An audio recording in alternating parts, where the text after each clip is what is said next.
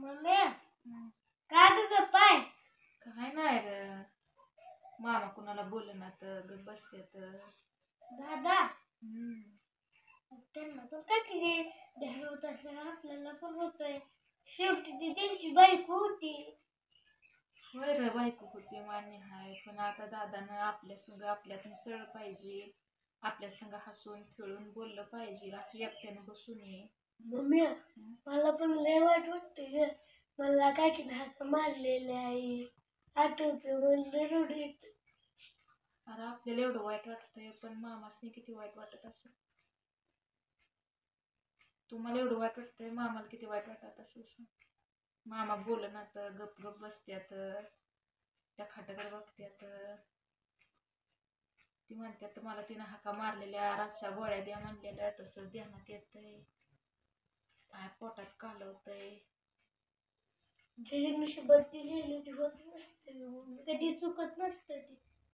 चुकायचा विषय नाही राव भया. तू सांग आता, आपली काकी आपल्याला एवढं लवकर सोडून गेली. आपल्याला एवढं वाईट वाटतंय. शेवटी दादा संग बोलायच्या बसायच्या, आपण इकडे तिकडे कामात जरी गुंतलो तर ती त्यांच्या संग होती का नाही, बसायची बोलायची का नाही. आता आपण सर तुम्ही शाळेला गेला, आम्ही आमच्या कामाच्या नादी लागतो. दादा एकटंच बसते ते का, मग दादाला वाईट वाटणार का नाही सांग. त्या ती एकटं बनवून का आपण काय करायचं, त्यांना एकटं बसू द्यायचं नाही. आपण चौखंड त्यांना सगळ्यांनी हाक मारायची, बोलवायचं, त्यांच्या संग आपण पण बसायचं, हसवायचं, जरा त्यांना त्यांच्या तोंडावर जरा हे करायचं. मग हसू त्यांच्या तोंडाला आणायचं म्हणतोय, पण नसतं वंभया तसं. हसू येत नसतं बाळा. त्यांनी डोळ्यानं हाल बघितले तर काकीचं कसं झालं कसं नाही. तू मस्त म्हणतोय काय त्याच्या नशिबा आहे ती.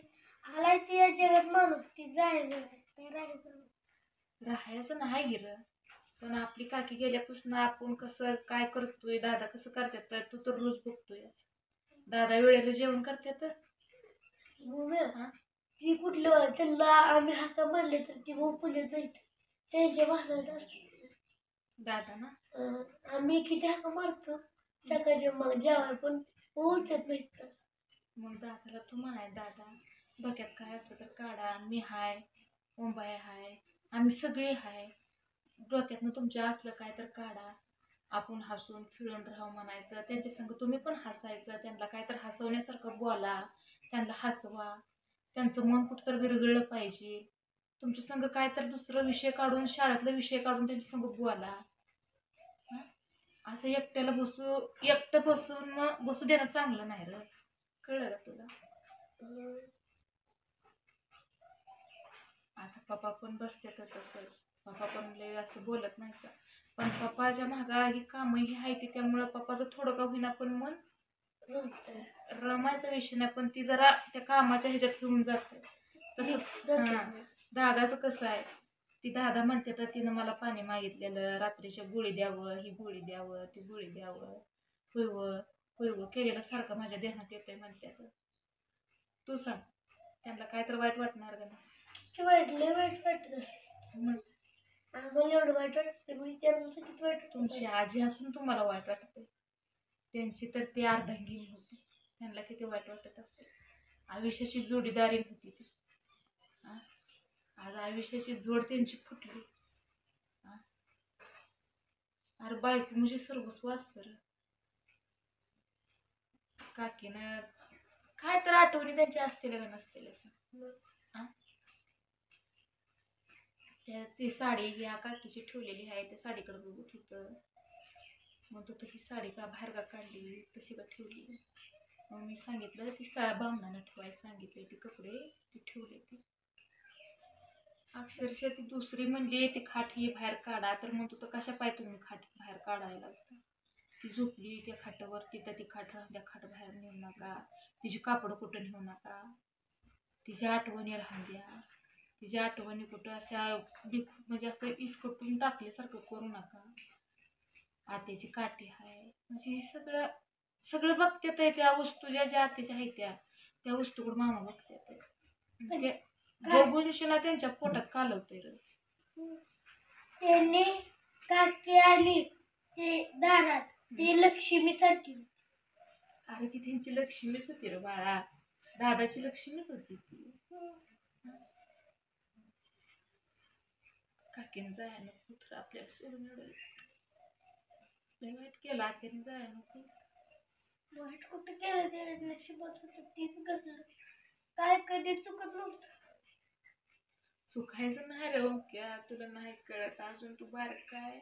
आज जर तू सांग मी तुझी आई, मी जर तुला सोडून गेल्यावर तुला काय वाटत? हा सांग बर. वाईट वाईट वाटणार का नाही? तुझी माझ्या काय आठवणी आहेत त्या, काय माझी म्हणजे काय पण माझी काय वस्तू असतील त्याला धरून तू रटशील का नाही? मग ती दादाचं तसं झाले.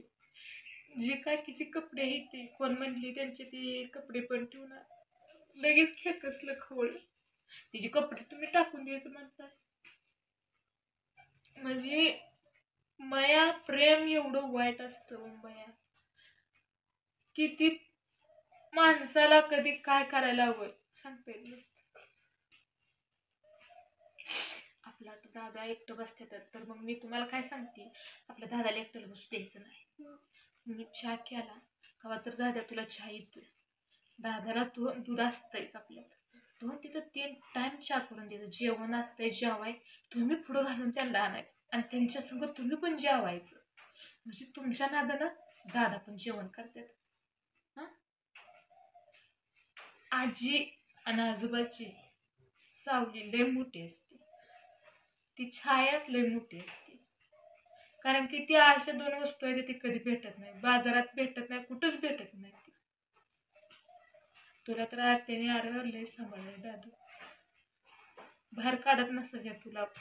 ऊन लागते म्हणून तुझ्यावर असं पदर टाकायचं बारका होता तेव्हा. तुझ्यावर तर लय आत्याचा जीव होता.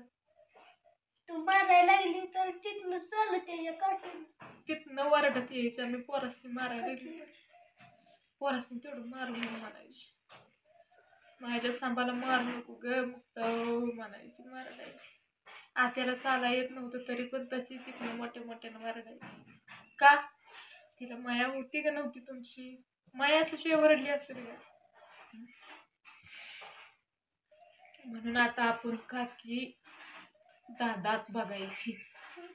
आता ते गेले, आता आपण बाजारात बघितलं कुठं हुडकलं तर ते गावणार. अरे आपण माळाच्या, तुम्ही कुठं जावा कुठं जरी गेला तर काकी दिसणार नाही. माणूस रुसून फुगून गेलं 2-3 महिने बाहेर गावात जाऊन राहू शकतं, परत ती राग त्याचा शांत झाल्यावर ती आपल्याकडे येऊ शकतं.